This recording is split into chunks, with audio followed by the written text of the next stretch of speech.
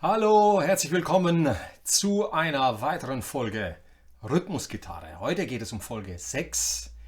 Es geht um das Thema Funkgitarre und mit aller Bandbreite, die Funkgitarre herzugeben hat, bis in die Neuzeit. Auch in der heutigen Zeit inspiriert sie einige der besten Gitarristen der Welt und wir schauen uns auch ein bisschen die Disco-Gitarre an, wobei in der Disco-Musik im Grunde genommen Funk gespielt wurde. Das ist das Thema heute. Wir sind live. Ich freue mich sehr, dass ihr live dabei seid und macht euch auf was gefasst. Heute geht es wirklich rhythmisch ziemlich zur Sache. Und wir werden, denke ich, viel Spaß haben. Was den Sound angeht, ich habe heute die Polritz Smith am Start, weil die mir die Möglichkeit gibt, von sehr klaren Single-Coil-Sounds, also hier kann diese Gitarre mal exemplarisch zeigen, warum sie sich zwischen die Fender Stratocaster und die Les Paul platziert hat. Wir werden also von richtig clean, funky zu auch härteren Sounds übergehen. Und ja, ich freue mich sehr. Herzlichen Gruß an alle, die jetzt live dabei sind. Und ich wünsche euch viel Spaß mit der heutigen Folge. Nimm ruhig die Gitarre zur Hand. Wir werden sehr ins Detail gehen. Michael hat Bild und Ton. Okay, herzlichen Dank, lieber Michael. Ganz liebe Grüße an euch alle und ich wünsche euch viel Freude. Also, ich gehe gleich zur Sache und wir reden über was Funkgitarre ausmacht. Einmal natürlich, was wir brauchen, ist ein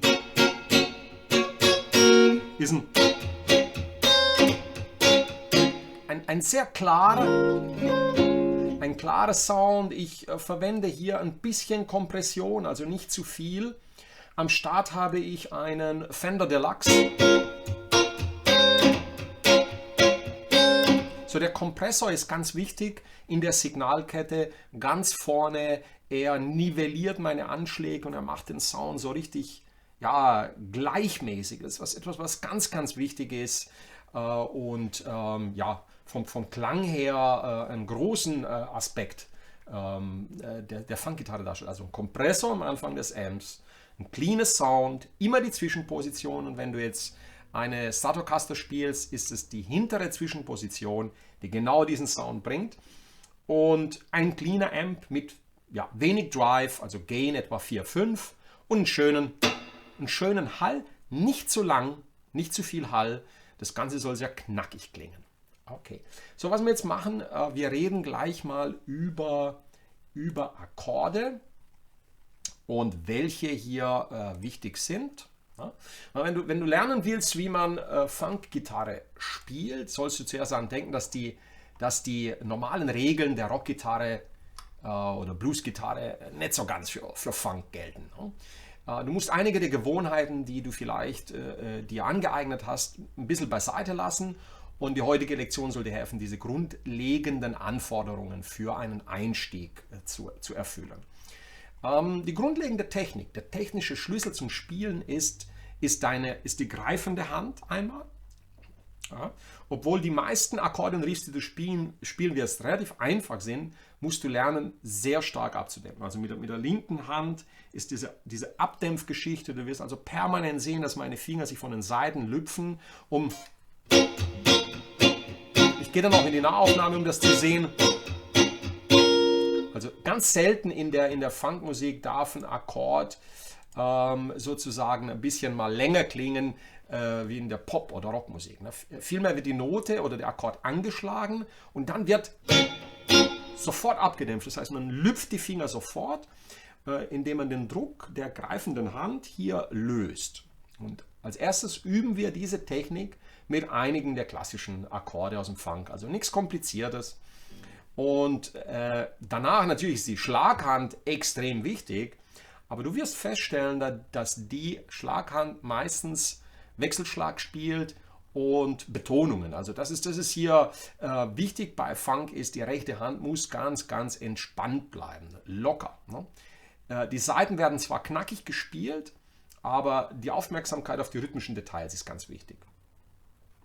Also, dann als Funk-Gitarrist muss man so ein bisschen sein Ego so ein bisschen in den Hintergrund stellen. Ne? Hier ist keine Lead-Gitarre, ne? Wie bei den Rock-Gitarristen, kein Solospiel. Die Funk-Gitarristen sind da, um den Rhythmus zu liefern. Ne? Also sehr oft bedeutet dies, dass man eine ganz einfache rhythmische Figur für mehrere Minuten, also durch den ganzen Song wiederholt, ohne irgendeine Variation. Also das erfordert, obwohl es einfach ist, viel Disziplin. Also wenn du das Rampenlicht suchst, ist Funk eher nicht dein Ding. Das ist mehr im Hintergrund. Ne? Und nächster ganz wichtiger Punkt ist, mal wieder auf das Schlagzeug zu achten. Sozusagen dem Schlagzeuger Liebe schenken. Deine Rolle als Funk-Gitarrist ist im Wesentlichen die gleiche Rolle wie die des Schlagzeugers. Hör gut hin. Es geht nicht um Noten, es geht darum, wie man sich rhythmisch in den Rest der Band einfügt. Also konzentriere dich darauf, das, was du spielst, so zu gestalten, dass es sich mit dem Schlagzeuger zusammenfügt, dass es groovt. Und wenn du mit dem Schlagzeuger zusammenarbeiten kannst, wirst du sehr, sehr viele Gigs bekommen. Vielleicht sogar einen festen Job in einer Band. Aber jetzt gehen wir an die Akkorde ran. Das war die Einleitung. Vielleicht sind dir jetzt diese Akkorde ein bisschen fremd. Power Chords werden selten verwendet, aber auch, also am Ende gehen wir ja auch auf einige der modernen Rock-Gitarristen, die Funk-Elemente verwenden, ein. Okay? Und in den meisten Fällen spielt man nur Teilakkorde, also Dreiklänge. So die klassischen sind hier diese Dur-Dreiklänge. So, ihr seht schon, der James Brown wartet hier oben. Also, wenn du jetzt hier ein A-Dur spielen würdest, im 5. Bund, also dein F verschoben, und du nur die unteren 3 Saiten nimmst, dann hast du einen typischen Funk-Akkord, ne? Also einen Dreiklang. Die Moll-Variante wäre dann so. Oft werden nur 2 Saiten gespielt. Das ist so die Quinten- oder Power-Chord-Variante. Dann diese Form, das ist der Major 7 und die Mollform.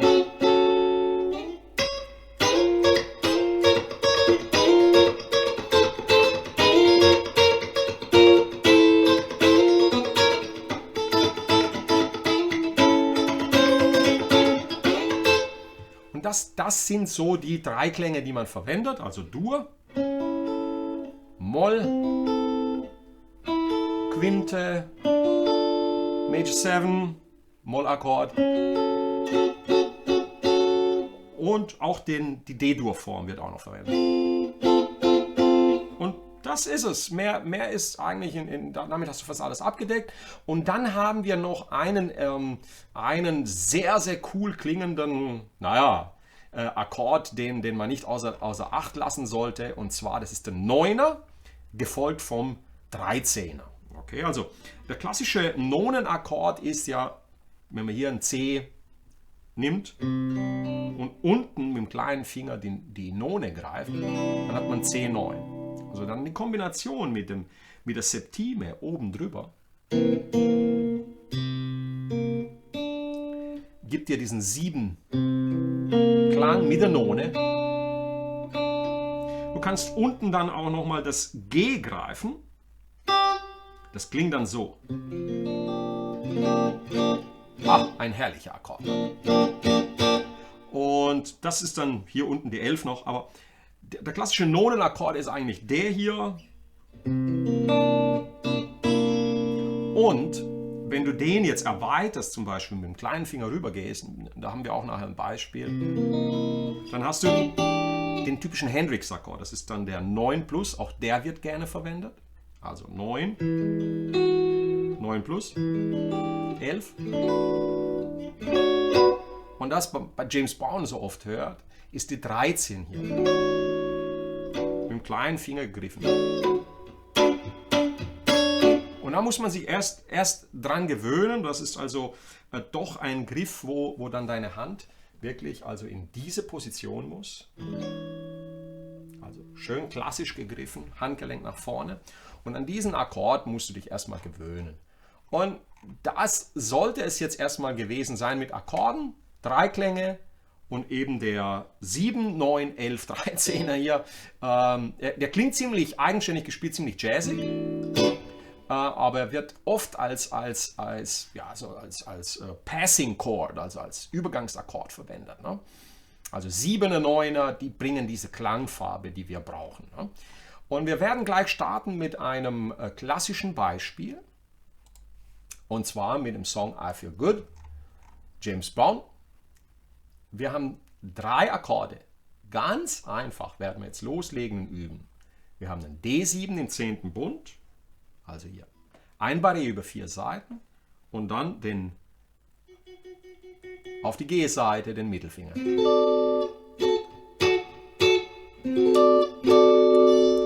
G7 wäre dann im 3. Bund und A7 im 5. Und ich glaube, jeder von euch kennt den Klassiker I Feel Good. Mann, wenn ich so singen könnte. Das wär's, ne? Also, und jetzt hören wir uns einfach mal die erste Zeile hier an. Kurzen Vorzähler rein und ein Loop. Und dann schauen wir mal, was hier passiert. Ja, ganz easy.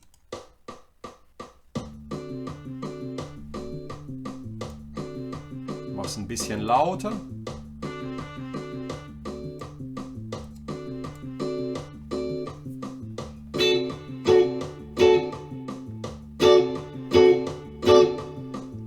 Und ihr seht schon, wichtig ist, es beginnt nicht auf die 1, sondern wir haben ein Pausenzeichen vor dem ersten Schlag. 1 und, ne? 1.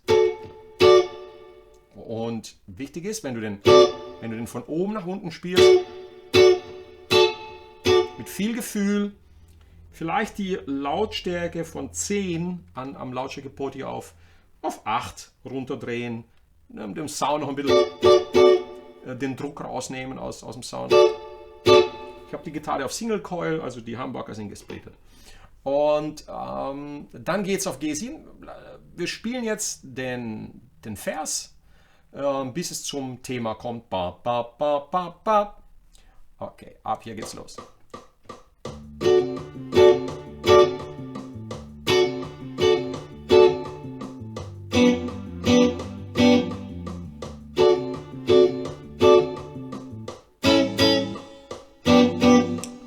Und dann kommt das Thema bam, bam, bam, bam, bam. Hier.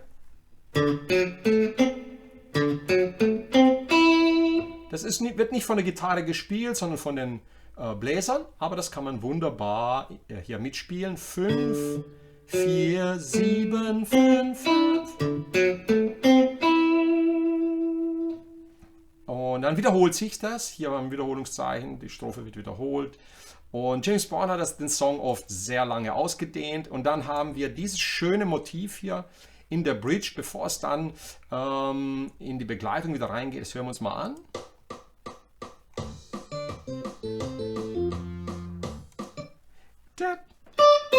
So,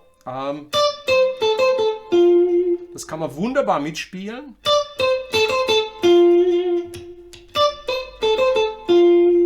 Mal kurz laufen lassen. 2, 3, 4.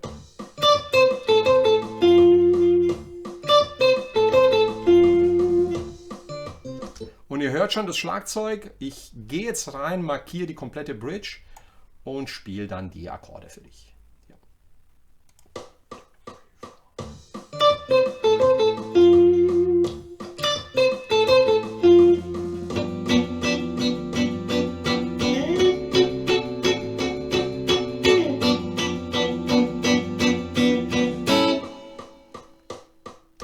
Okay, und das war auch schon im Grunde genommen die Begleitung. Ich lasse das jetzt laufen und spiele mal durch.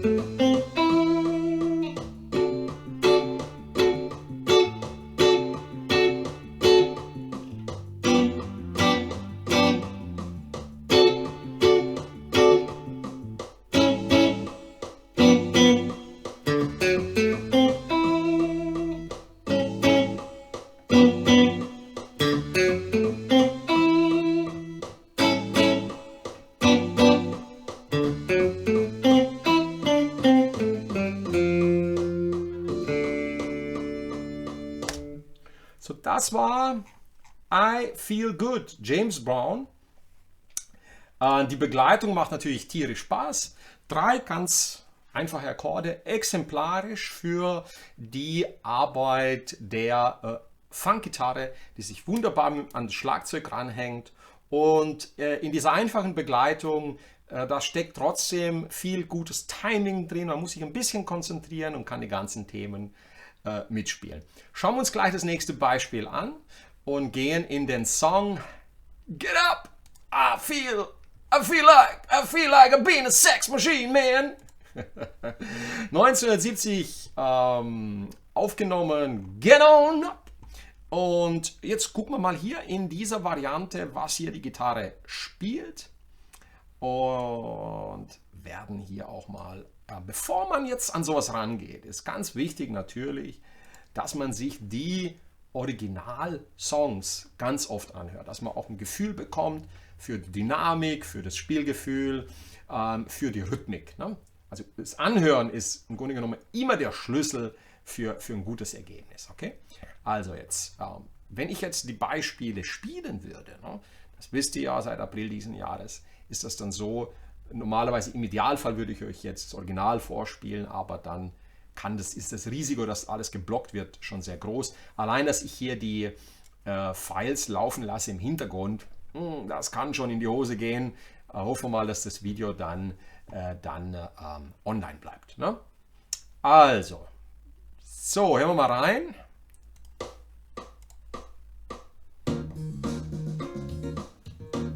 So, ich habe hier in der Variante, den Dreiklang hier im 6. Bund. Im Grunde genommen ist der Akkord, der gespielt wird, jedoch unser 7-9. Das ist ein S im 6. Bund. Hier ist der Grundton.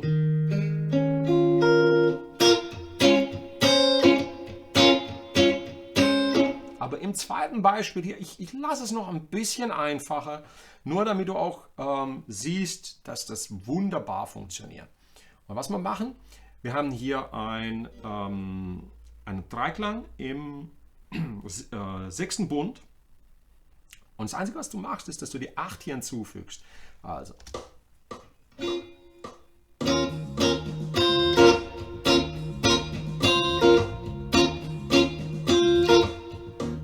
An das erstmal gewöhnen, weil das ist schon im Grunde genommen die halbe Miete, wie du siehst hier. Das geht durch das ganze Lied.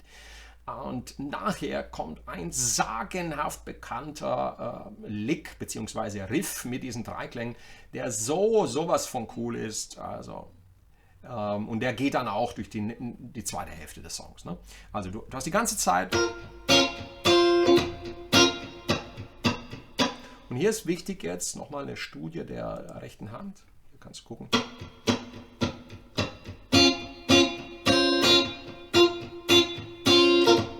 Diesen nach unten, die 8. Und dann komme ich hoch, kurz und muss sofort pausieren. Ne? Also.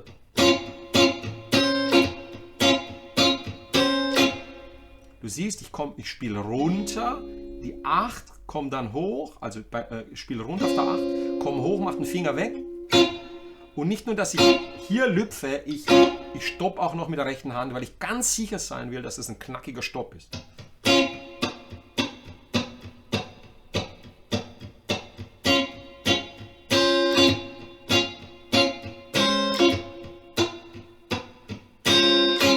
Okay? Also runter, dann hoch kurz und dann die Handkante, die kommt einfach, die dreht sich rein und stoppt nochmal zusätzlich. Diese Technik musst du trainieren. Also Hochschlag und die Hand, siehst du das? Das ist wie so ein Karateschlag.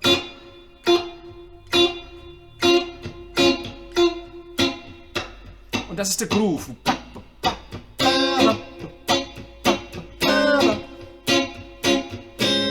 Und die linke Hand, die mache ich mir so bequem wie möglich. Ne?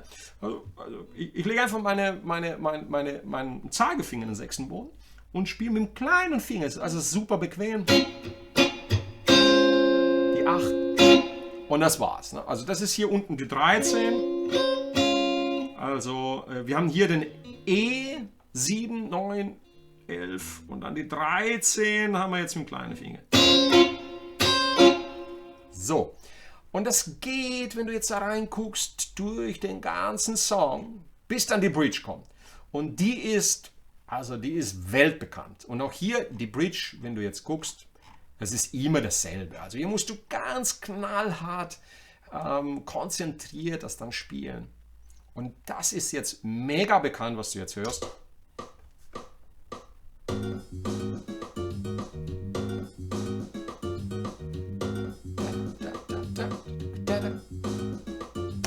Also, da, da, da, da, da, da, da. Und immer versuchen, so ein Motiv zu singen. Da, da, da, da, da, da, da, da. Da, da, da, da, da, da. So, jetzt brauchen wir natürlich diesen Akkord, aber ich mache ihn auch nochmal vereinfacht. Ich greife ihn so. Also die 10 auf der D-Seite, die 11 auf der G-Seite, doppelt und die 13. Die 13 unten, ich habe zweimal Pause, dann der kleine Finger weg und dann 19, 11. Okay, also jetzt hören wir uns das mal an. Also hier im 10. Bund ist ganz wichtig. So, wie du das dann machst, mit welchem Finger du die 3 Klänge hier 9, 10, 11 spielst, das überlasse ich dir. Manche spielen einfach mit den 3 Fingern.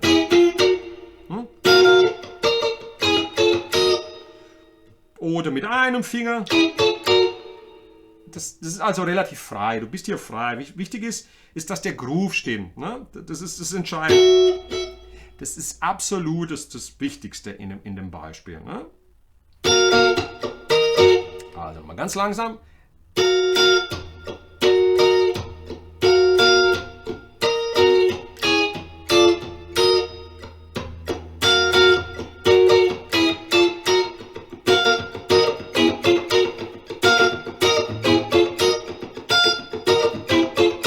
Und das musst du ganz diszipliniert spielen. Ne? Das gehen wir mal rein.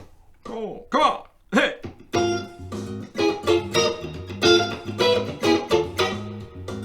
Ganz konzentriert. Ne? Sorry.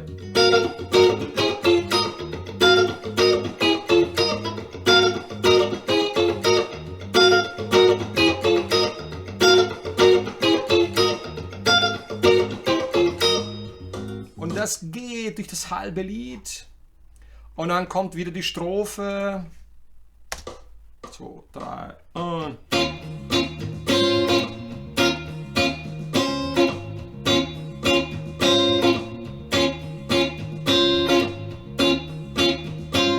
Bis zum Finale. So.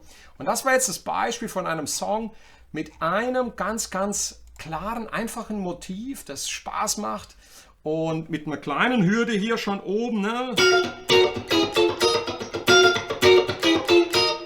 Und die Zeitbau. Also all das habe ich geübt die letzten 2 Wochen, damit ich es dir jetzt so vorspielen kann. Also das ist nicht so, dass ich das jetzt einfach aus dem Ärmel schüttel, okay? Nur, dass wir da ganz klar sind. So, was jetzt als nächstes kommt, jetzt gehe ich nochmal durch 9 exemplarische Beispiele, die ich rausgesucht habe und dafür nehmen wir uns jetzt Zeit, die nächsten 20 Minuten und gehen durch diese exemplarischen Funk-Riffs und da wünsche ich dir, das sind wirklich klassische Funk-Riffs, da wünsche ich dir jetzt viel, viel Freude damit, okay? Also, erstes Beispiel, ne? Nochmal Sex Machine. Ich habe ja alles auf Tempo 100. Also das ist ein bisschen langsamer jetzt. Aber das macht gar nichts. Zum Üben ist es perfekt. Und hier siehst du auch nochmal, ich habe die Akkorde nochmal eingezeichnet, dass du klar auch weißt, welche Griffe du da greifst. Und wer das gespielt hat. Phelps Catfish Collins, der Bruder von Bootsy Collins, ganz berühmter Gitarrist. Dieses Bruderpaar war bei James Brown ja auch bei den Songkompositionen sehr, sehr stark beteiligt. Also hier kann man sich dann auch noch reinlesen. So, hier nochmal das Motiv aus Sex Machine. Jetzt ein bisschen mit ein bisschen mehr, aber wie das Ganze dann aussieht, zeige ich dir sofort.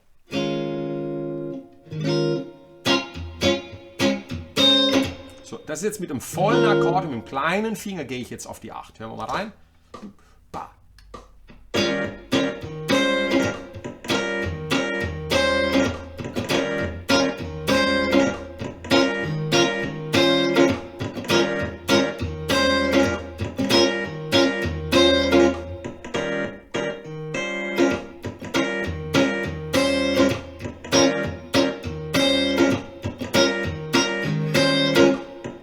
So, hier haben wir noch ein paar zusätzliche Akzente. Und zwar hier die 6, den Grundton, den spielt man halt hier einzeln.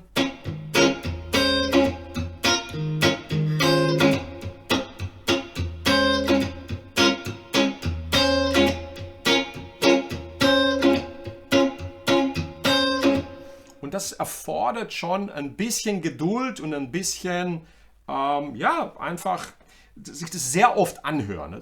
Der Schlüssel ist tatsächlich bei dem Funkriffs ist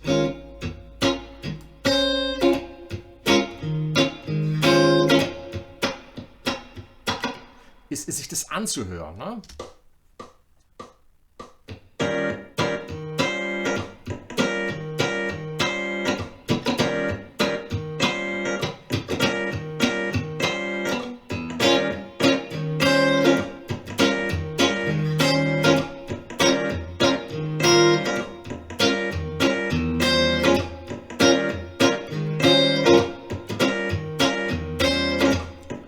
Also hier die rechte Hand, das ist der Groove. So,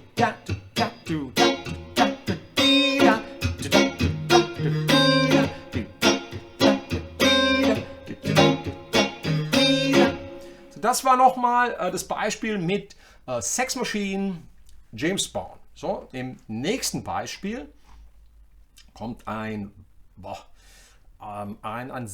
das sieht so einfach aus, was jetzt kommt. Und da brauchst du richtig Geduld mit diesen Single Notes. Also das nächste Beispiel ist ein Beispiel von dem Gitarrist Leo Nocentelli. Und Look Pi, The Meters, ein perfektes Beispiel von Single Note Lines auf den Akkorden G und F7. Und das ist tückisch hier. Also jetzt hören wir uns einfach mal nur den ersten Takt an.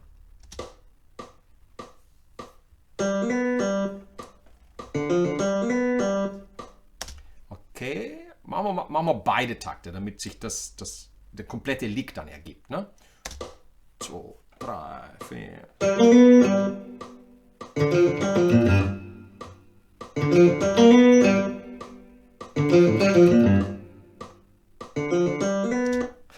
So, also es geht direkt los mit.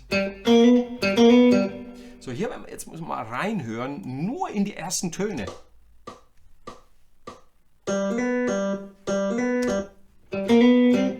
Ihr hört, ich spiele die 5 und habe dann so einen kleinen einen Auftakt auf die 4.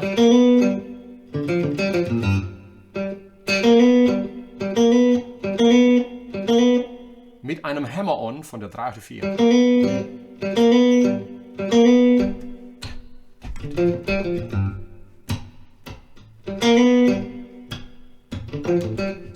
So wichtig ist, wenn du so etwas spielen willst, die Amerikaner sagen, you have to lock into the groove. Also du musst dich in den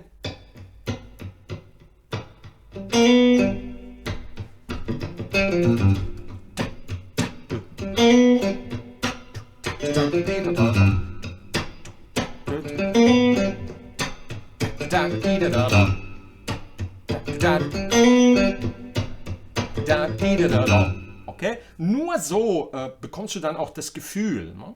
Und dieses Single Note Lick, der ist sehr, sehr schön, aber er braucht eine Weile. Also, wie geht es dann weiter? Ich spiele ihn jetzt mal komplett durch. Es sind, glaube ich, 4 Wiederholungen und viel Spaß. Ihr müsst entschuldigen, wenn das Bild hier oben als springt. Das kann ich nicht verhindern. Das liegt an Guitar Pro. Es bewegt sich halt von allein rauf und runter. wenn die Noten laufen. Also es kann sein, dass es ein bisschen aus dem Bild springt. Aber wichtig ist, dass ihr seht, was ich spiele. Okay? Vorzähler rein und dann 4 Durchgänge. Lasst euch überraschen. 2, 3.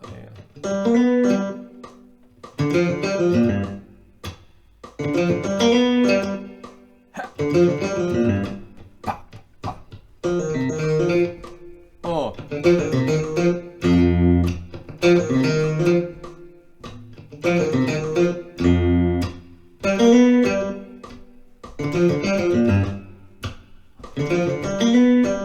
Oh. Yeah, come on.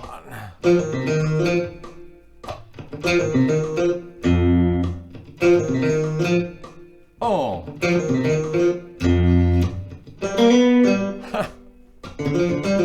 Macht Spaß. Hey.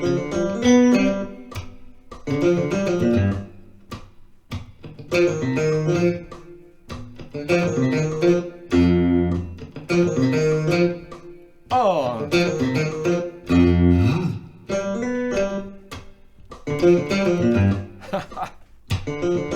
Ja, also exemplarisch wie dann so das nennt man auch noch eine Hookline. Also eine Hookline ist wie, das Motiv setzt sich wie so ein Haken an dein Ohr und hält dich gefangen. Ne? Das kann dir passieren, dass wenn du diese 9 Licks heute mit mir durchgehst, dass du die nachts auch noch träumst. Also das sind übelste Ohrwürmer, weil sie sich so ans Ohr hängen. Okay, also macht wahnsinnig viel Spaß, auch mit diesen Single Notes zu arbeiten. So, hier immer darauf achten, oft werden diese Töne knackig und kurz gespielt. Ne? Nicht mit viel Power, sondern so wichtig ist, ja, nicht so spielen, sondern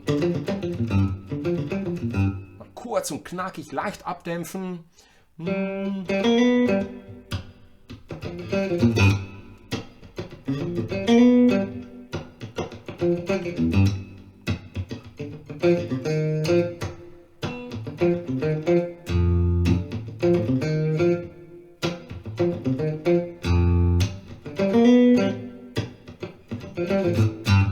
Ihr habt schon gemerkt, ich habe jetzt versucht, so ein bisschen den Rhythmus, ne, noch mitzugehen zwischen den Single Notes, damit man so ein bisschen ein besseres Gefühl bekommt für diese Beispiele. Jetzt mal nochmal ganz langsam.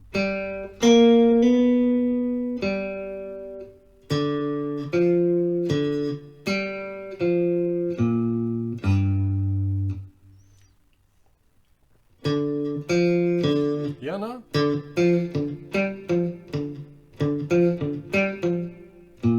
Das ist alles Pentatonik, ne? G-Pentatonik, ne?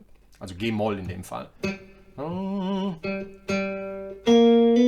nur hier haben wir die Dur-Note. Ne? Das macht es dann fürs Ohr so interessant. Die Mischung aus Dur und Moll, auch im Funk. Ne? Auch hier bluesig das Ganze. Ne? Und das war das Beispiel von dem Gitarrist Leon Nocentelli von The Meters. Das nächste Beispiel, auf das freue ich mich ganz besonders, das ist von dem Gitarristen Joe Walsh, seines Zeichens seit 30 Jahren Gitarrist der Eagles. Und davor hat er ja, viele Einzelprojekte gehabt, unter anderem auch mit The James Gang ein Funk-Projekt. Und hier hören wir uns den Klassiker Funk 49 an. Und ihr Lieben, das ist jetzt mega. Also das ist jetzt wahrscheinlich, was jetzt kommt, einer, wenn nicht der coolste, einer der coolsten Funk-Riffs aller Zeiten. Okay? Und er ist bluesig, also er kann auch in einer Blues-Progression gespielt werden. Wir spielen in A und dann können wir zum Beispiel auf D und auf E gehen, das Ganze transponieren, das klingt sehr, sehr cool. Ist von Joe Walsh und heißt Funk 49. Hören wir es uns mal an. Viel Spaß!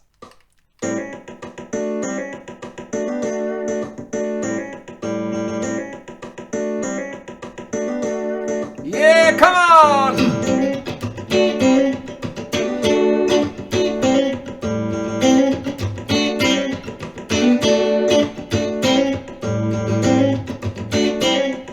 So, jetzt stoppen wir das Ganze. So, hier haben wir echt einige super coole Sachen. Einmal einen mega coolen Groove. Dazwischen haben wir jede Menge Dead Notes. Taka, taka. Das ist immer da. Also hier haben wir die leere A-Seite. Und wir gehen mal wieder, der klassische Trick von Moll auf den Dur-Akkord. Also von A-Moll auf den A-Dur. Das ist die Dur-Note hier. Das ist der Schlüsselgroove hier. Mal nur den ersten Takt. Und dann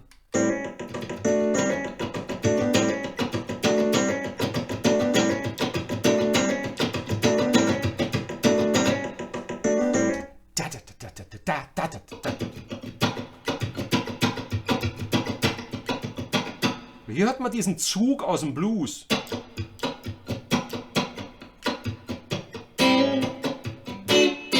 So ganz knackig.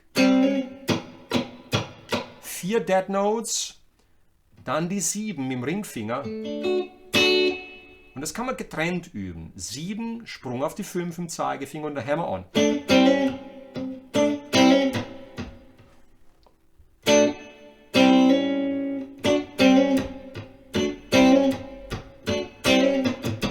Und dazwischen, zwischen diesen beiden Dip Down, hast du da, da, da, da.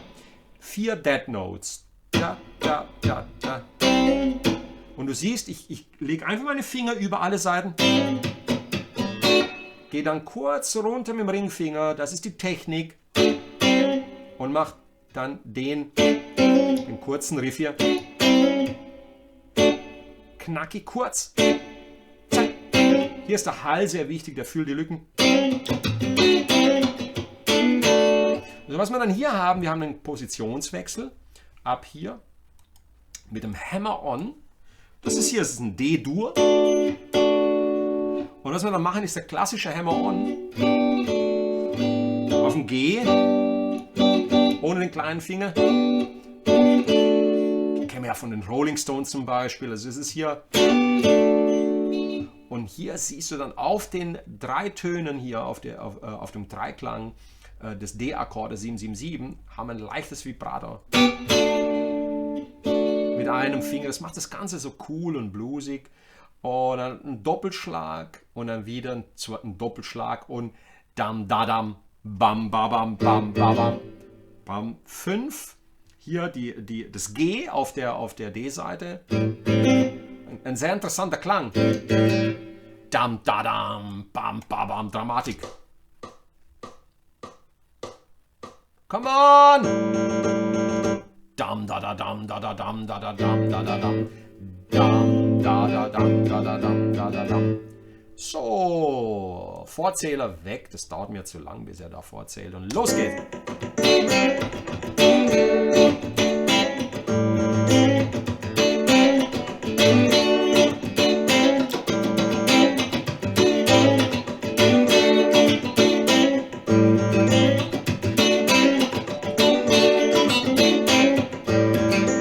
So, also nur, dass wir uns da absolut klar sind, das ist jetzt schon ganz, ganz hohe Level. Wenn wir jetzt von 1 bis 10 gehen in der Schwierigkeit, sind wir hier bei 8.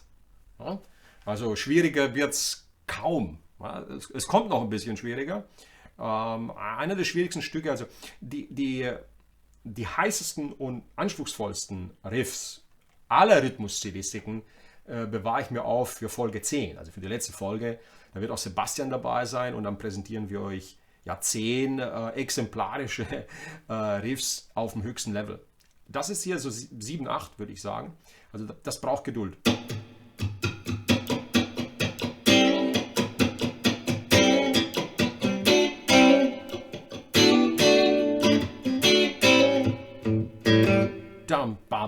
Das ist also filigrane Arbeit der rechten Hand, auch Jan gesagt. Nochmal eine Studie der rechten Hand.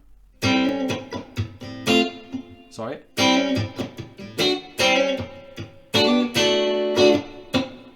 Wichtig ist, wenn du beobachtest, die Hand läuft durch.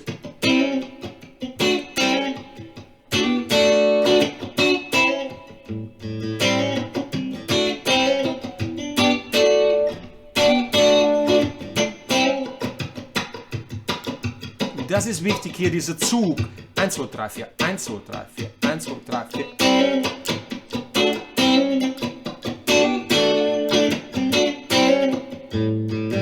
Okay, am Ende dieses Videos werde ich so eine kleine Anekdote noch erzählen, warum es so wichtig ist, sich mit diesen Stilistiken zu befassen und was wir von jeder einzelnen dann für unser Rhythmusgitarren-Arsenal gewinnen können. So, das war Funk 49, Joe Walsh. Im nächste Beispiel ist jetzt ein bisschen leichter. Hier haben wir einen Song von Earth, Wind and Fire, der Gitarrist hieß Al McKay. Die hatten mehrere, aber der hat so die meisten Parts gespielt und er ist so der bekanntere der großen Formation Earth, Wind and Fire. Und hier haben wir ein Beispiel mit dem Hendrix-Akkord. Ne? Also 7, 6, 7, 8. Und jetzt hören wir uns das mal an. Das ist ein einfaches Beispiel, Level 4, 5.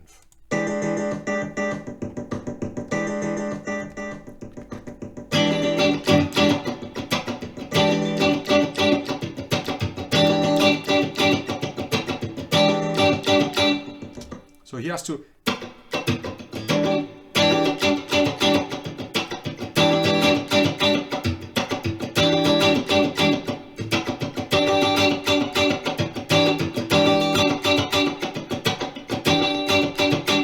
und wenn ihr genau beobachtet, dann seht ihr, mein Daumen dämpft oben die dicke E-Saite ab. Mein kleiner Finger berührt leicht die dünne E-Saite. So. Das ist auch hier in dem Beispiel, obwohl es ein einfacheres Beispiel ist, die Schwierigkeit. Das Abdämpfen ist das, was am längsten braucht. Das heißt jetzt, wenn ich meine Finger hier schon in der Akkordform liegen habe, darf gar nichts klingen. Nur wenn ich drücke, dürfen diese 4, unten darf es nicht klingen, oben darf es nicht klingen. Nochmal das Beispiel. Come on!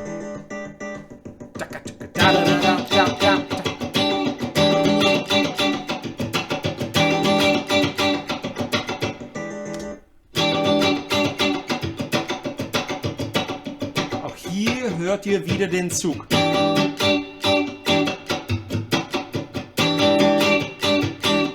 Also hier haben wir 4 da, da, da, da, da.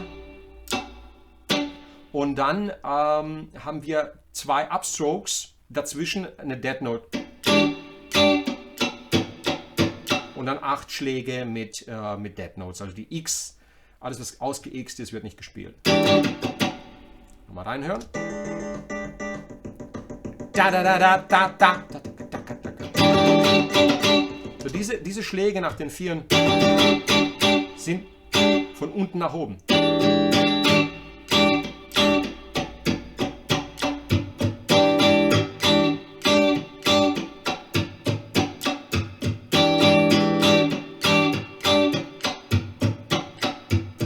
Und ich spiele ein bisschen so unten oben, also unten, dass ich ein bisschen einen Unterschied, obwohl es perkussiv ist, einen Unterschied habe zwischen dem dünnen Klang und dem dicken Klang, als ob ich Schlagzeug spielen würde.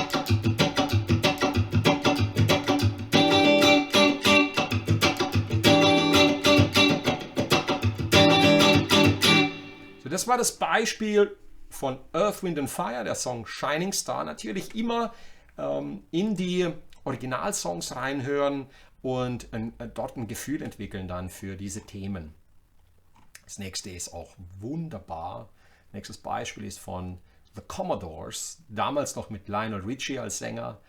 Eine fantastische Band aus den 70ern. Der Gitarrist heißt Thomas McClary und der Song heißt Brick House, also auch ein super Klassiker, den wir uns jetzt mal anhören. So, hier haben wir A-Moll, B-Moll, A-Moll und dann siehst du hier die D-Moll-Form, wird hier gegriffen im 8. Bund und dann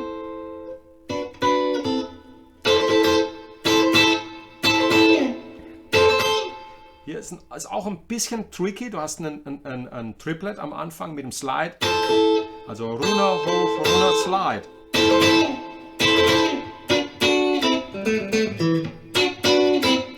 Hören wir es uns mal an.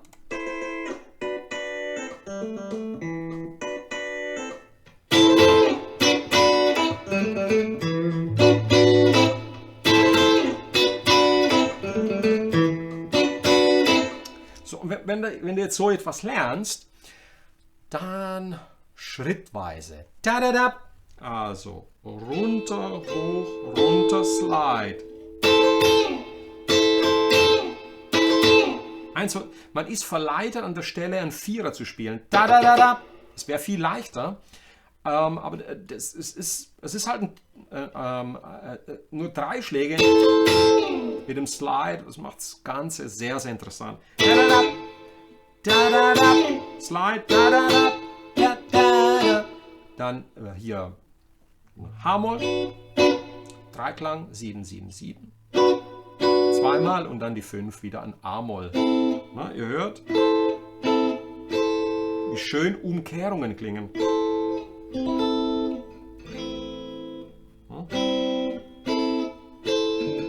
Und mit diesen Dreiklängen im Fang kann man richtig schön zaubern. Und dann hast du hier also eine Mischung aus Akkord und Single Notes. Oh, sorry. Man kann hier einen Pull-Off spielen. 5. Pull-Off von 7 auf 5.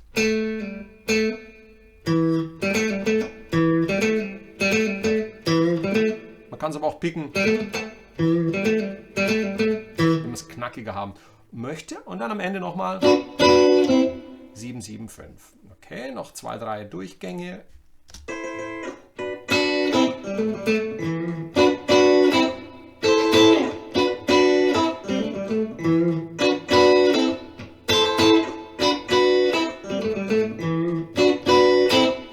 So, das war Brick House von The Commodores. Ein super schöner, eigentlich ganz klassischer Funk-Riff, der zugänglich ist. Also der ist machbar. Und hier ist auch ein Beispiel, wo die Bläser dasselbe spielen.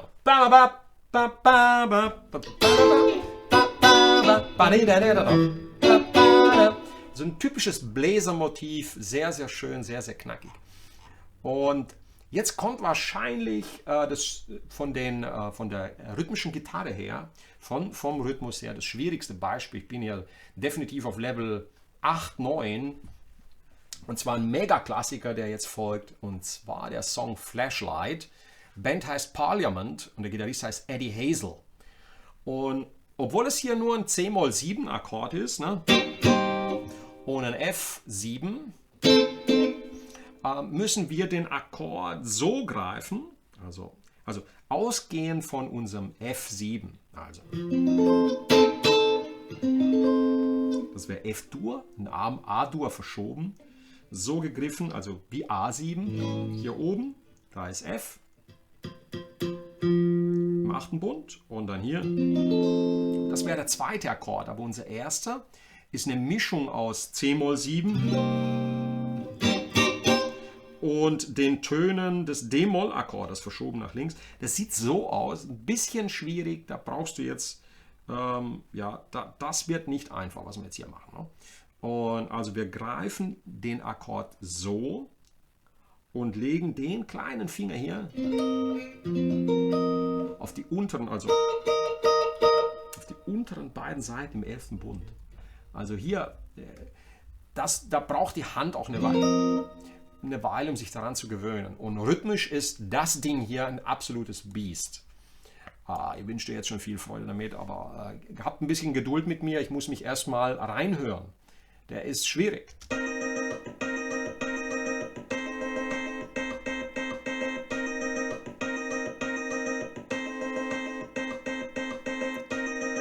Aber ein so cool, so geil, das kann man sich gar nicht vorstellen. So. Also sowas lernt man so. Erster Takt.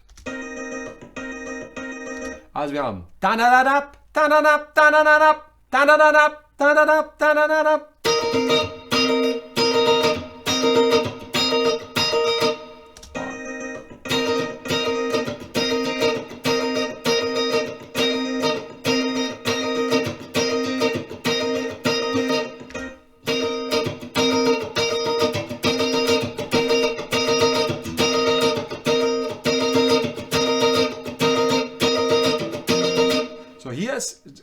klassisches Beispiel einer Funkgitarre, wie sie cooler nicht klingen kann.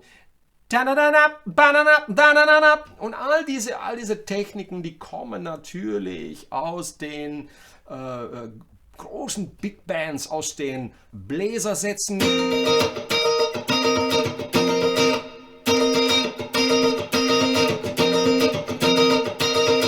Und der zweite Akkord, der ist mindestens genauso hot.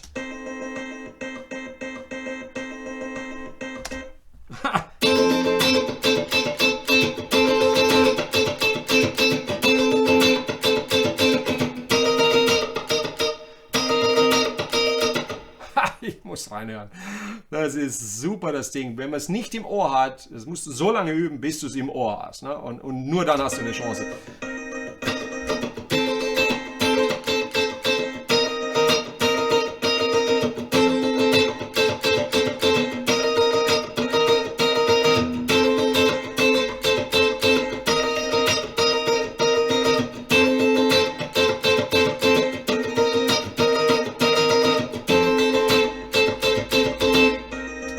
Ist das cool? Das macht Spaß. Ne? Also dann der zweite mit dem F7, hören wir uns nur den an.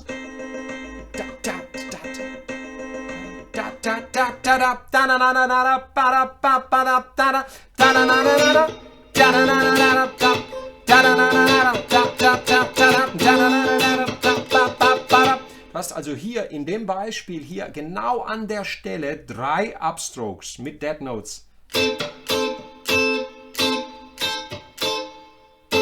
Also da, da, da, da.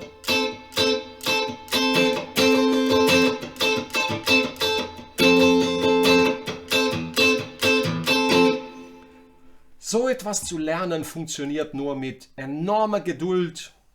Natürlich Tempo runterfahren von 100 auf 50, sich das Ganze dann anhören und das ganz geduldig üben. Also wenn man jetzt sich so einen Rhythmus anhört, hier werde ich mal jetzt das Tempo auf 50 reduzieren, sodass man dann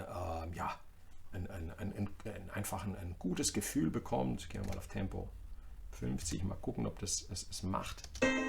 Okay, ja, nochmal das ganze Teil hier markieren und dann zunehmend, nein, so gehen wir runter hier auf die Hälfte, okay?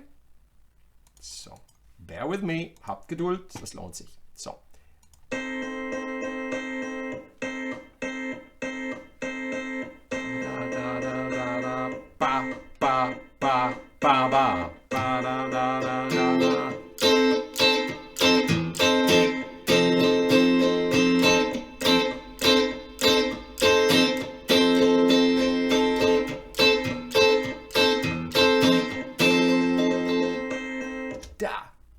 Da. Und der erste Teil auch mit dem Akkord hier. Da reinhören.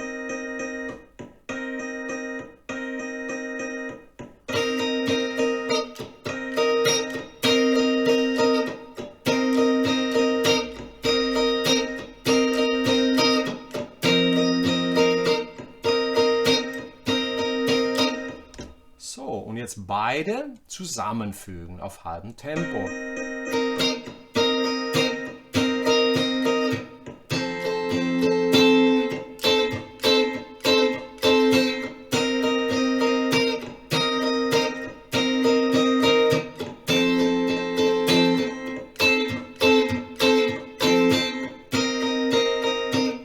Und dann, wenn das funktioniert, wenn man dann ein Gefühl bekommt, dann geht man in 10er Schritten wieder hoch.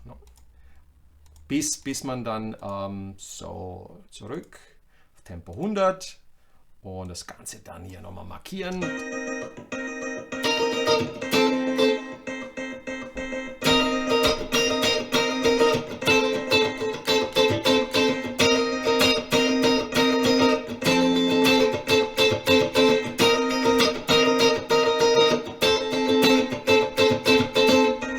Das war der Song Flashlight. Parliament heißt die Band, Eddie Hazel Gitarrist.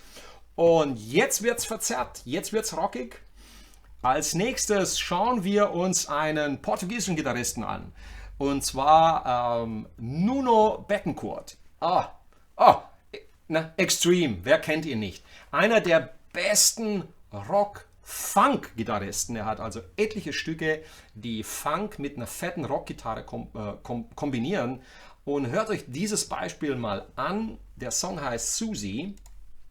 Susie, hier natürlich verzerrte Gitarre. Und Band Extreme, Gitarrist Nuno Bettencourt. Und dieses Beispiel, hier gehe ich jetzt mal auf den Humbucker natürlich. So, jetzt wird es ein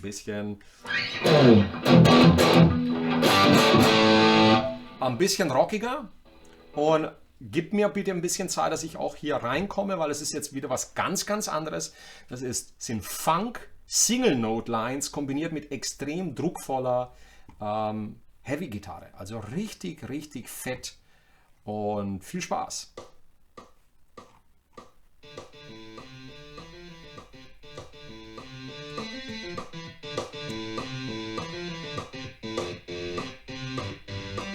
Also.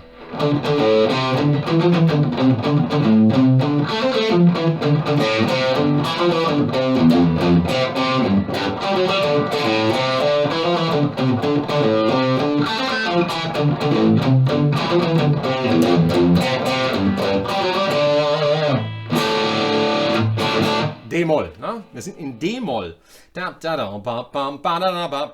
So, dieses Motiv ist ganz typisch für ihn. Er spielt also mit einem ganz, ganz fetten, verzerrten Sound und extrem druckvoll.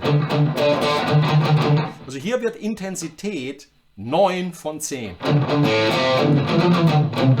Also wichtig sind, die Sounds sind abgedämpft und hier sind dann die Pausen. Darauf muss man auf jeden Fall achten.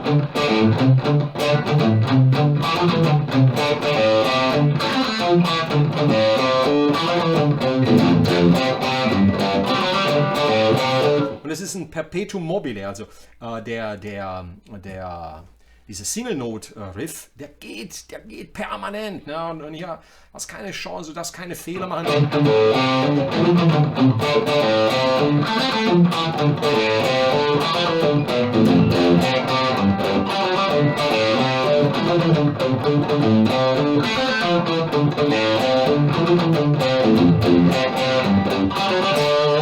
Also das ist ein Motiv.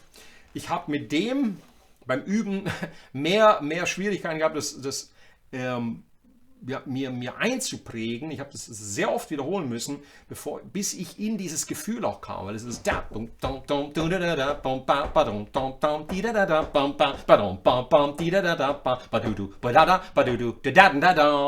so, wichtig ist, dass man etwas sich so lang anhört, dass man das auch singen kann.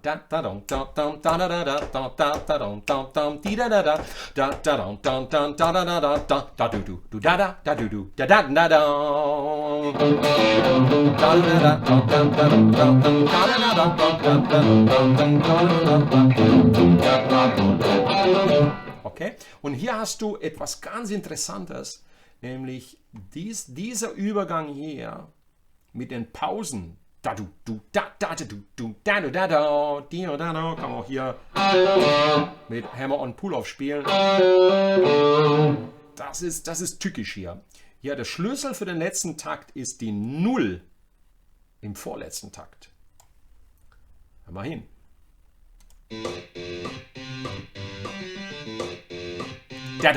Ne? Und sorry, dass das immer hochspringt, dafür kann ich nichts. Ne? Also das ist leere A-Seite, zweimal das F.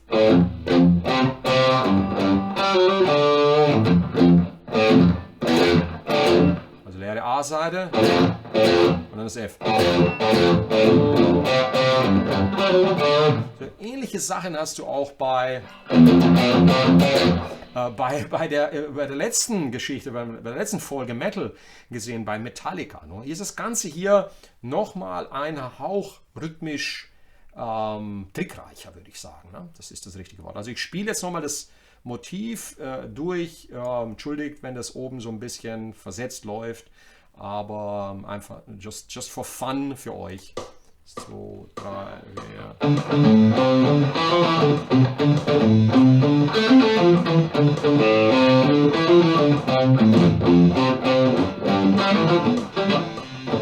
Siehst du? Ich muss also voll konzentriert sein. Und wenn ich es jetzt frei spiele aus dem Kopf, ohne dass das Playback hier im Hintergrund spielt, ist es für mich leichter.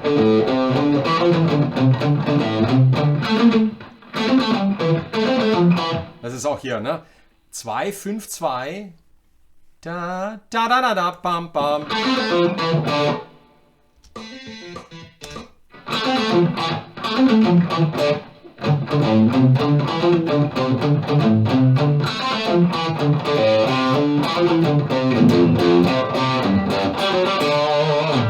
Also hier ein super Beispiel mit Single Notes, mit richtig fetter Rockgitarre. Das sollte megamäßig Spaß machen.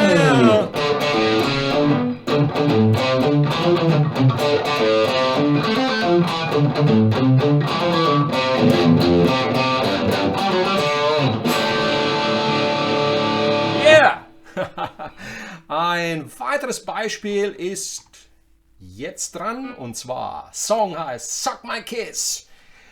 Red Hot Chili Peppers Gitarrist John Frusciante sieht so leicht aus, ist aber auch tückisch. Wir sind auf G-Moll 7 und hören uns das erstmal an.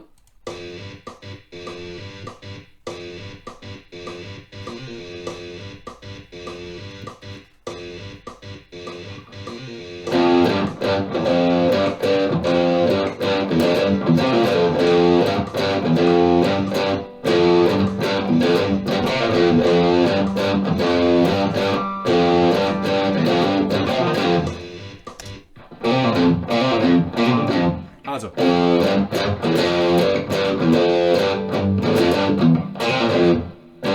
dann unten, hier hast du schon Hammer-On am Ende des Licks. 1, 3, 1.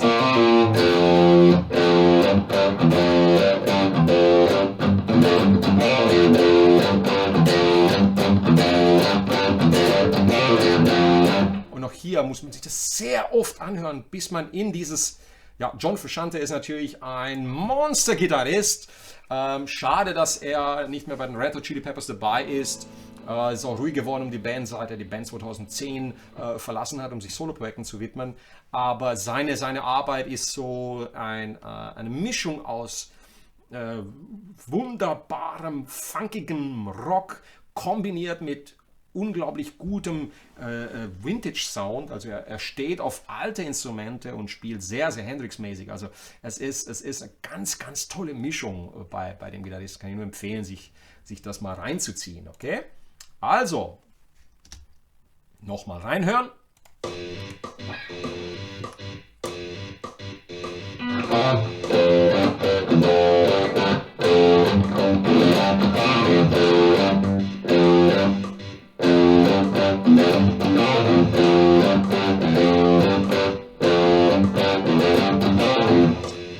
Also da halte ich mich jetzt nicht lang auf. Es war ein Beispiel, das man lernen kann.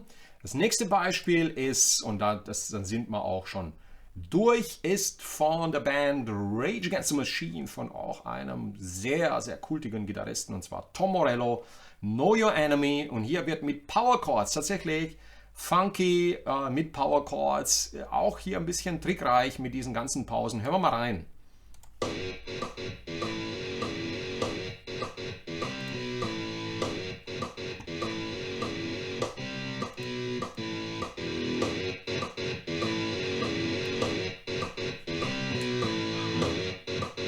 Ich spiele jetzt mal mit.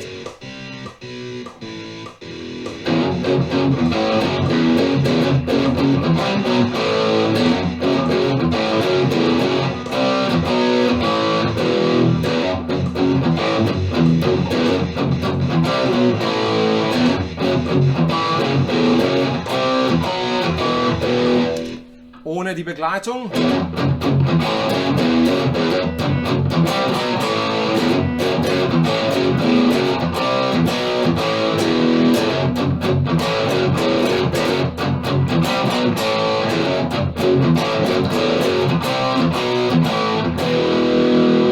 am Ende wird es schwierig mit diesem synkopierten,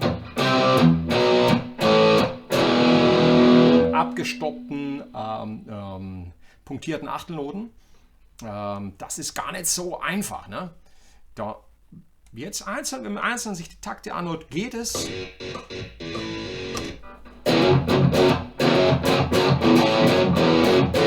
Also wir haben hier ein Fizz Power Chord mit einem Hammer-On. Sehr cooler Sound. Also 0,4, Hammer-On auf die 2. Dann die leere E-Seite, ein A.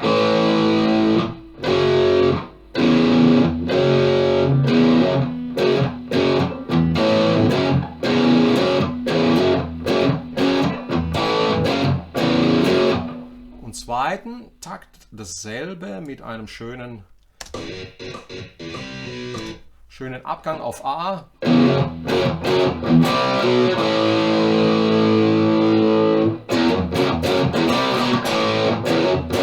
Aber hier wird von der Intensität so bei 8, 9 gespielt. Dann wiederholt sich der Takt. Und dann wird es interessant, weil das hinkt so hinterher. Also typisch für Tom Morello. Du kannst es tricksen, indem du kurz die Saite vorher abgedämpft berührst. Also. Ohne dass man es hört. Na, 3, 2, A, C, A, A. Und noch einmal das Beispiel durch.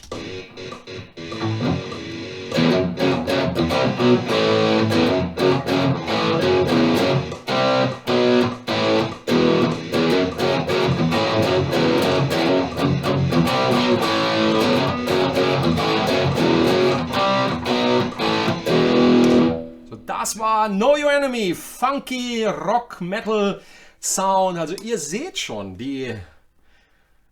auch die moderne Musik verwendet diese rhythmischen, stilistischen Elemente aus dem Funk und verbindet sie mit fetten Gitarren. Ich hoffe, ich konnte so durch die ganze Bandbreite, es gäbe natürlich noch etliche andere Beispiele, die wir machen könnten zum Beispiel Stevie Ray Vaughan, Couldn't Stand the Weather, aber das bewahren wir uns auf für das Finale, sodass wir da noch ein paar der heißesten rhythmischen Gitarrensachen euch zeigen können. So, jetzt gucken wir mal in den Chat rein, ob da Fragen aufgetaucht sind zum Thema. Ja, ihr seht schon, da ist ein Haufen Arbeit. Okay. Super. Ich hoffe, also ich sehe schon, ihr hattet hier Spaß. Yeah, Funk 49, absoluter Klassiker. Und okay, ihr habt gut zugehört. Dead Notes dazwischen finde ich echt schwierig. Markus schreibt das richtig hier. Dead Notes dazwischen sind auch schwierig. Es gibt da keine... Ja, alles, was man hier verspricht in Form von Tricks und dem ganzen Zeug, das ist alles natürlich, was ist Quatsch. Ne? Was es gibt, ist, dass du trainierst, und zwar du hörst dir die Songs an und hörst dir den Rhythmus des Schlagzeugers an. Also der beste Tipp, den ich geben kann, ist, sich an das Schlagzeug ranzuhängen, die Saiten abzudämpfen und dann hier mit einem Clean Sound den Zug üben. Da, da, da, da.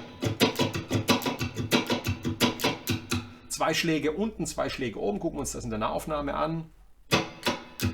Also ich dämpfe die Saiten so ab, dass nichts klingt. Und dann unten. Und so lernst du den Zug. Unten auf den dünnen Saiten einen Doppelschlag und dann auf den dicken.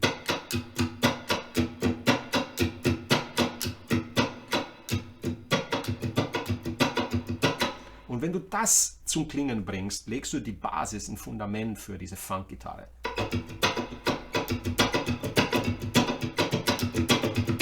Und ich gehe jetzt mal auf Tempo, nur dass ihr mal hört und seht, wie cool das klingt.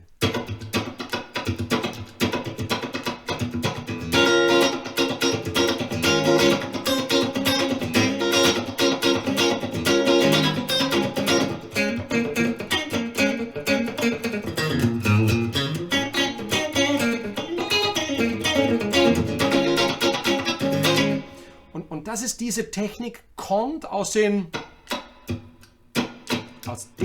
Zug. Du musst dir vorstellen, es ist wie wenn die Dampflok losfährt. Du 2 Schläge unten, 2 Schläge oben und das auf Tempo bringen. Das ist die Basis von fast allem in der cleanen Rhythmusgitarre. Polly, Calamity von Extreme. Ja, alles, im Grunde genommen, alles, was Nuno Bettencourt spielt, ist eine absolute Empfehlung. Okay? Also, was ich jetzt noch zeige, ist ein Song, kurz für euch zur Motivation. Und zwar, wir gucken uns noch einen Disco-Klassiker an. Ich entschuldige mich jetzt schon für die Ohrwurm-Qualität dieses Songs. Und zwar, es geht um Hot Stuff, Donna Summer. Wahrscheinlich der beste Disco-Song, der je geschrieben wurde. Warum? Lass mich das erklären. Einmal haben wir Power Chords, wir haben eine Rockgitarre, wir haben einen wunderbaren, cleanen Funk-Rhythmus, der sauschwer ist, wenn man da reinhört.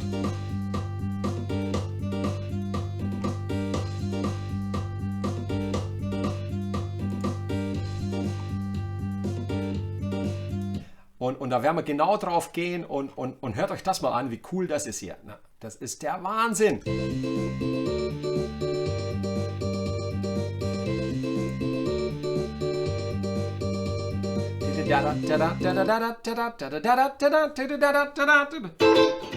Ja, und auf den Song werde ich noch kurz eingehen, um euch zu inspirieren.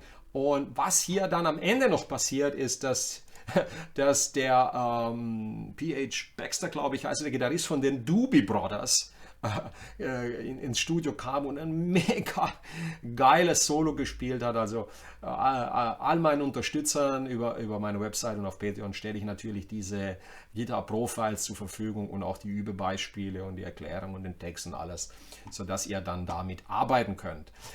Hier ist am Ende des Songs ist so eines der besten Gitarrensolos. Ne? Auch da kann man sehr, sehr viel draus lernen. Und bevor ich jetzt lange hier euch mit Hot Stuff quäle, gehe ich mal kurz hier rein. Und wenn man hier reinguckt, dann sieht man, es sind alles Dreiklänge. So, das ist 687 Moll-Dreiklang. Und zwar haben wir ein G-Moll. So, wenn du wissen willst, wenn du dir so einen Akkord jetzt anguckst, so einen Dreiklang, wieso ich weiß, dass der jetzt G-Moll heißt, wir müssen wissen, wo der Grundton des Dreiklanges ist. Der ist hier. Das weißt du, wenn du jetzt zum Beispiel die Akkordform Moll hier in D-Moll greifst, dann liegt hier dein Ringfinger auf der Note D. Und wenn du jetzt hochgehst und dann bist du hier im 8. Bund auf dem G und dann ist das ein G-Moll. Und was macht die Gitarre hier? Mal nur den Part anhören. Okay. So.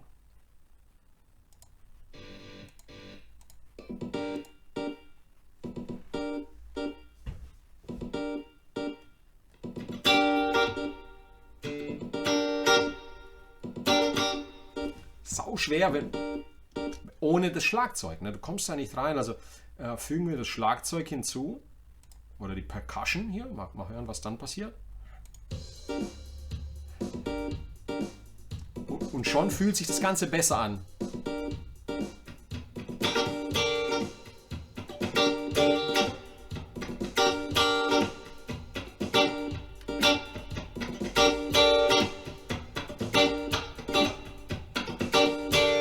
So. Und du siehst schon, du hast nur eine Chance, dieses wirklich, wirklich rhythmisch sehr anspruchsvolle Spielen hier, wenn die rechte Hand durchläuft. Und hier geht es dann auf D-Dur, E, F. Also wir kommen von einem G-Moll auf ein F-Dur. Und das hören wir uns jetzt mal an. Nur den Teil.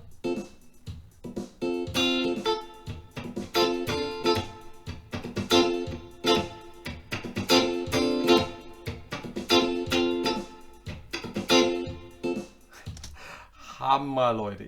Hammer. Also das ist Champions League. Und nächstes ist natürlich Kult. Wir haben hier D-Moll-Form, also die D-Moll-Form, hier G. Und dann springen wir in den...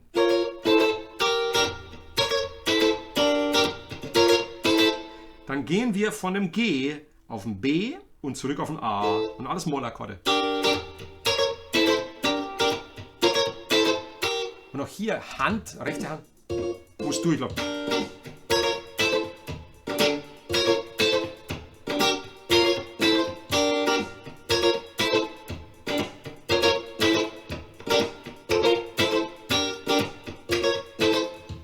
So, und das ist diese Begleitung ist sehr, sehr anspruchsvoll, muss man echt sagen. Dann den Pre-Chorus noch anhören. Das ist auch hier einfach nur gigantisch cool gespielt. Und ihr dürft eins nicht vergessen, ne? Das Stück geht durch als Disco-Nummer. Und über Disco-Musik denkt man immer, was war denn da so besonders dran? So, also hier haben wir Power Chords, Gitarren, schwere Funk-Gitarre, rhythmisch sehr anspruchsvoll. Ein mega geiles Solo. Also damals hat man sich richtig, richtig noch ins Zeug gelegt, um hochqualitative Musik zu bieten. Hören wir mal rein.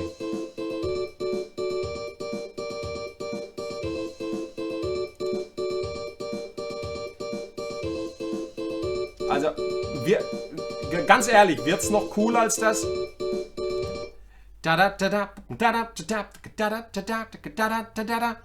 Also, wir haben den A-Moll hier oben und gehen dann in den 10. Bund, haben einen D-Dur und dann hier ein Major 7. Also wir haben die Akkorde. Ba, ba, ba, da, da, da. Mal reinhören.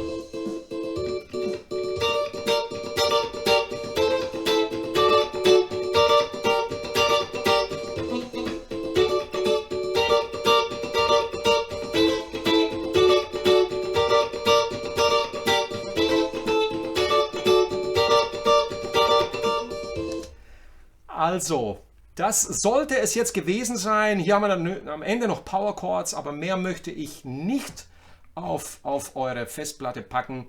All diese Empfehlungen in den ganzen Beispielen sind exemplarisch gewesen dessen, was die Funk-Gitarre und die Disco-Geschichte ausmacht. Für mich ist Disco nichts anderes, wie dass man diese Funk-Meister-Gitarristen genommen hat, teilweise auch noch kombiniert hat mit richtig guten Blues-Rock-Gitarristen und hat dann sehr, sehr interessante Songs geschrieben. Also es ist eine kontinuierliche Geschichte, beginnend in den Ursprüngen kann man zurückgehen bis zu den Big Bands über James Brown, bis in die Neuzeit, ne, zu Bands wie Rage Against the Machine oder Extreme. Die Musik, die Funk-Gitarre war immer da. Sie ist sehr, sehr anspruchsvoll, was rhythmisches Spiel angeht. Das Geheimnis des Spielens einer großartigen Funk-Gitarre ist, extrem auf den rhythmischen Aspekt der Musik zu achten. Ich meine, wenn man sich damit beschäftigt und das für sich so ein bisschen sich das aneignet, viele dieser Songs bestehen wirklich nur aus ganz einfachen, sehr repetitiven Melodien und ein paar Akkorden.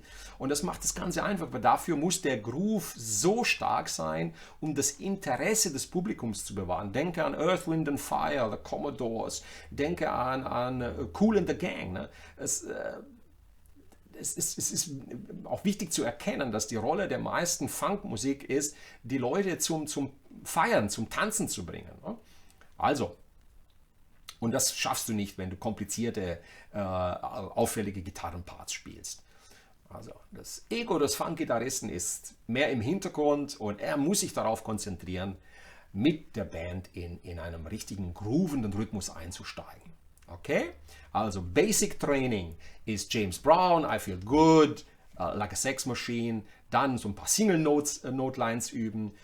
Wichtig ist, dass die Greifhand hier sehr viel dämpft.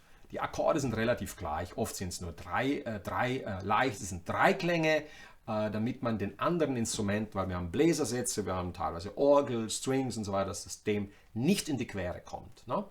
Und ja, Was kann man noch sagen? Groovelines, kurz knackig. Alles ist, also vieles davon ist vom Schlagzeug inspiriert. Und einige der größten Funkmeister sind Jimmy Nolan, Freddie Stone, Nile Rodgers, Al McKay und so weiter. Natürlich auch Nuno Bettencourt. Jeder der Gitarristen spielte wirklich das coolste und funkigste Zeug mit viel, viel Seele und vor allen Dingen Funk ist Lebensfreude. Pure Lebensfreude. Das kann man sich gar nicht verkneifen, wenn man sich die Musik und die Songs anhört. Diese Gitarrentechniken, die ich heute gezeigt habe, machen diese Musik, diese Songs grooviger. Sie geben, indem sie richtig Gefühl, dieses Akkordwissen mit den Dreiklängen und ja, sehr, sehr fantasievolles Spiel auch hinzugefügt haben. Also meine wichtigsten Merkmale zum Schluss, dass ihr das noch verinnerlicht, sind entspanntes Spielen, also entspannt, präzise spielen, richtig dämpfen und ganz, ganz wichtig, sehr oft anhören und wiederholen, bis es absolut in deinem Ohr bleibt. Der Schlüssel für diese Songs ist sich sehr oft anhören, dass man das Gefühl bekommt, jetzt spüre ich das, wie das funktioniert und dann geduldig sein. Das war Funkgitarre heute. Eine meiner, ja, ich muss jetzt sagen, mal wieder meine Lieblingsfolgen von James Brown bis Rage Against the Machine, Funk Disco und ein bisschen mehr. Und ich hoffe, es hat euch genauso viel Freude bereitet wie mir auch. Ich bewahre mir die Anekdoten auf für die letzte Folge. Also ich habe euch zwar heiß gemacht in dieser, aber ich habe so ein paar Beispiele, die ich dann in der allerletzten Folge bringen möchte. Sebastian Minet ist jetzt, hat sein Studium begonnen in Stuttgart an der Hochschule und wird bei 2 Folgen dabei sein. Er wird eine Jazz-Folge beisteuern. Das wird wahrscheinlich die Folge Nummer 8 sein. Die nächste überlege ich mir noch, was als nächstes kommt. Ich werde es euch rechtzeitig mitteilen. Lasst euch überraschen. Und auf jeden Fall kommt eine Folge rein nochmal. Basics und coole Sachen auf der akustischen Gitarre. Begleitung von Liedern, ganz, ganz wichtig. Sodass ihr da auch meine besten Tipps nochmal geballt bekommt. Also Sebastian wird so eine Einsteigerversion Basic Jazz Gitarre beisteuern. Wir gehen auf die wichtigsten Akkorde ein und so ein paar Jazz Standards gucken wir uns an. Und am Ende, in der 10. Folge, geht es dann darum, dort die High-End-Leute nochmal zu präsentieren, wie Stevie Ray Vaughan, John Mayer und so weiter und werden einige schöne Sachen auch für euch spielen. Herzlichen Dank für eure Aufmerksamkeit. Ich gucke nochmal kurz in den Chat. Ja, es war viel Arbeit, muss ich euch echt sagen, und es hat mir viel Freude bereitet. Diese Videos sollen den Grundstein legen und dir ein umfassendes Bild geben, was Rhythmusgitarrenarbeit angeht und vor allen Dingen, ganz wichtig, nicht verschließen vor Stilistiken. Wenn eine Stilistik nicht gleich funktioniert, wenn du dich in die Basics nur einarbeitest, ist es wie wenn du dir so ein kleines, ganz, ganz cooles Schweizer Taschenmesser kaufst und damit dann einfach gerüstet bist, ne, für alle Eventualitäten. In diesem Sinne, herzlichen Dank an euch alle. Liebe Grüße an alle, die live dabei waren. Viel, viel Spaß beim Gitarrespielen. Ciao! Und ja, bevor du gehst, würde es mich sehr freuen, wenn du das Glockensymbol läutest, meinen Kanal abonnierst, denn das hilft mir, das Projekt weiter auszubauen. Und ja, viel, viel Spaß weiter beim Gitarrespielen und ich freue mich von dir zu hören. Bye, bye.